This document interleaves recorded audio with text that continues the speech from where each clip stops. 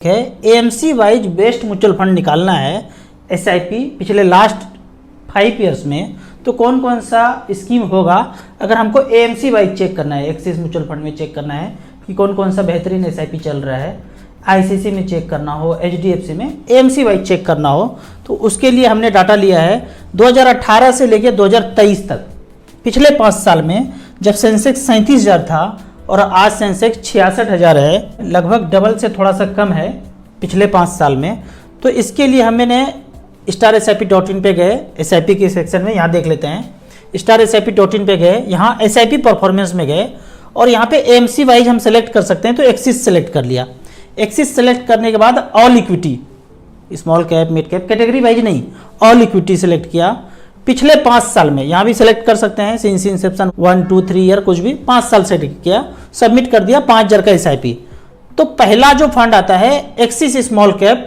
तो अब ये जो डेस्कटॉप व्यू है इसको आप मोबाइल व्यू में चेंज कर सकते हैं। जब मोबाइल को इस तरह से रखेंगे तो डेस्कटॉप व्यू हुआ, वर्टिकल रखेंगे तो मोबाइल व्यू हो गया। मोबाइल व्यू में इस तरह से दिखेगा आपको। तो यहाँ पे एक्सिस स्मॉल कैप 2018 से लेके अब तक 5-5 हज़ार रुपये पर मंथ जमा किया, 3 लाख जमा किया है, 5,65,000, 26% का सालाना रिटर्न दिया है एक्सिस स्मॉल कैप ने। दूसरे नंबर पे है एक्सिस का ही एक्सिस मिड कैप, इसने 19% का रिटर्न जनरेट करके 4,75,000 बनाया। तीसरे पे आता है एक्सिस फ्लेक्सी कैप, यहाँ पे इसने 13.24% का रिटर्न दिया है। एक्सिस ब्लू चिप चौथे नंबर पे है। Axis long term equity tax बचाने वाला फंड 5वें नंबर पे है। Axis focus 25 large cap category में ही फोकस 25, मतलब 25 कंपनी से ज़्यादा हम इन्वेस्ट नहीं करेंगे। 3 लाख जमा किया है, 3,85,000 है, 10% का रिटर्न मिला है। तो ये हो गया एक्सिस का बात। अब इसी तरह एचडीएफसी का अगर बात करें तो एचडीएफसी में ऑल इक्विटी सिलेक्टेड है। एचडीएफसी स्मॉल कैप पहले नंबर पे आया, 5,93,000 बनाया, 28.59% का सालाना रिटर्न मिला है। एचडीएफसी मिड कैप अपॉर्चुनिटी दूसरे नंबर पे है, 3 लाख का 5,54,000 बनाया है। एचडीएफसी इंफ्रा मात्र 700 करोड़ का ईओ में तीसरे नंबर पे 3 लाख का 5,33,000 बनाया है।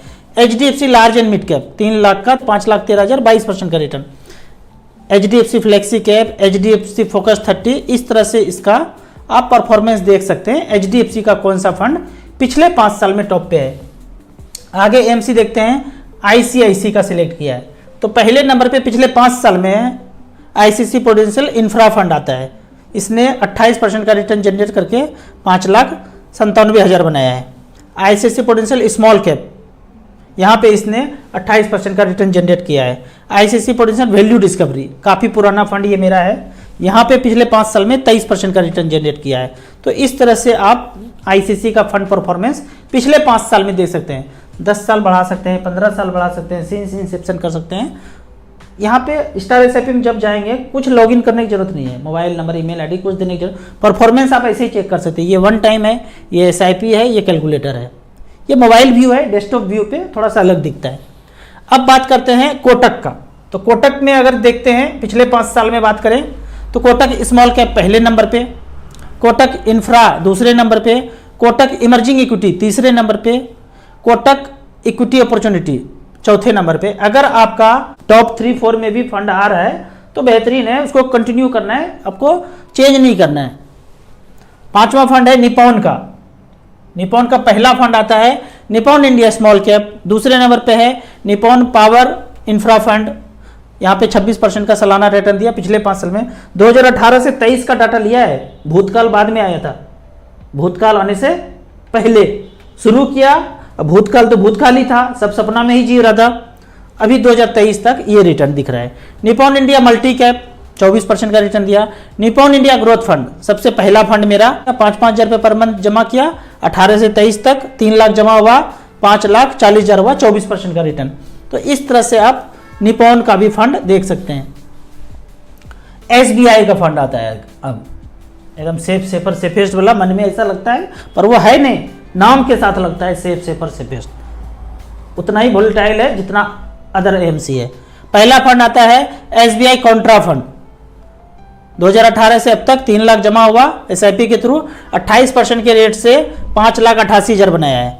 SBI मैग्नम मिड कैप, यहाँ पे 11,000 करोड़ का ईओ में 3 लाख जमा हुआ है, 5,57,000 बनाया है। SBI स्मॉल कैप 2018 से लेकर अब तक 25% का रिटर्न दिया है। तो इस तरह से SBI का परफॉर्मेंस हम देख सकते हैं। तो इस तरह से MC वाइज आप सारे फंड को देख सकते हैं। अगर आप इसको टच करेंगे तो वन टाइम का परफॉर्मेंस आएगा कि वन टाइम किसी ने झोंका पैसा 12 लाख रुपया एक प्लॉट में, तो कितना पैसा बना वो आपको पता ही प्लॉट में। लेकिन वो पैसा अगर निप्पॉन स्मॉल कैप में झोंका होता 12 लाख रुपया तो पैसा बना है 1,45,00,000 वन टाइम 12 लाख। अच्छा मेरे पास 12 लाख नहीं था, कितना था? 5 लाख था मेरे पास। तो 5 लाख सेलेक्ट कर लीजिए। यहाँ पे हम 5 सेलेक्ट करते हैं और 5 सेलेक्ट करने के बाद देखते हैं कि निप्पॉन स्मॉल कैप में पिछले 10 साल में 5 लाख का वैल्यू 60 लाख बना है। सब जगह कॉर्नर का प्लॉट, बर्फी साइज का टुकड़ा ऐसा नहीं हुआ होगा। SBI स्मॉल कैप 5 लाख झोंक दिया था चेक काट के, 50 लाख 63,000 है। जरूरत है 63,000 रुपया निकाल लीजिए, 50 लाख रुपया वहीं छोड़ दीजिए। जमीन के साथ ऐसा नहीं कर सकते हैं कि 63,000 रुपया निकाल लूँ। DSP स्मॉल कैप 5 लाख जमा किया था, 44 लाख है। कौन सा? लास्ट 10 ईयर से सबसे खराब वाला फंड देखते हैं कि 5 लाख का value. Quant small cap 5 lakh का वैल्यू 23 लाख बनाया है, 16% का रिटर्न। सबसे खराब वाला भी पिछले 10 साल में 16% का रिटर्न दिया है। और सबसे खराब वाला जमीन क्या होता है? किसी ने हड़प लिया, गोली बारूद बमबार्डी चला गया, एकदम मार धाड़ एक्शन से भरपूर हुआ, वो खराब वाला प्लॉट हो गया। यहाँ सबसे खराब म्यूचुअल फंड भी 16% का रिटर्न दिया है। अब एक कमेंट्स का बात कर लेते हैं। कमेंट्स में भाई सब पूछते हैं कि राजू सर SIP जिस फंड में चालू है उसी फंड में SWP ले सकते हैं या SIP स्टॉप करना पड़ेगा और फिर SWP करना पड़ेगा, या दोनों एक साथ चल सकते हैं? आप म्यूचुअल फंड के बारे में कभी मत सोचिए। ऐसा तरह का डाउट आए ना, आप सोना के बारे में सोचिए। हर महीने सोने खरीदने के लिए जाते हैं, यानी कि SIP कर रहे हैं।